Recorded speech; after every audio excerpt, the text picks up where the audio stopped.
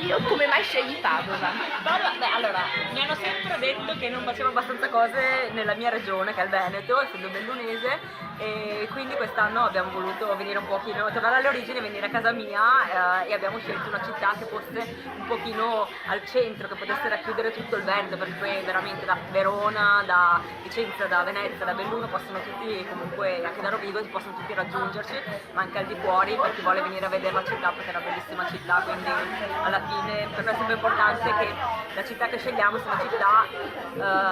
che abbia tanto da offrire anche per chi non è dei dintorni ma vuole semplicemente scoprirla e poi fare un salto al nostro pop-up. Wow, wow, quindi turismo più. Vedo che la gente vuole fare tutto in fretta e fa il mio percorso comunque è durato più di 10 anni, soprattutto per arrivare poi a una linea mia ci sono stata quasi 8 di anni, quindi con calma, cercando sempre di fare la scelta giusta senza bruciare le tappe, perché quello per me è stato importante nel tempo, ovvero all'inizio mi dicevano adesso che c'hai abbastanza follower, ma stiamo parlando proprio dell'inizio 2010, dovresti fare qualcosa di tuo perché altrimenti batte le carte finché è caldo, perché poi dopo internet comunque è una piattaforma dove oggi ci sei domani non ci sei più. Mi ricordo che un po' ero spaventata da questa cosa, anche perché comunque la mia è diventata poi un'azienda di famiglia, con un lavoro che ho inventato e che quindi aveva tanti pregi ma poteva portare anche un po' un totale fallimento, perché se fallivo io fallivano tutti all'interno della mia famiglia. Quindi ho preso i miei rischi,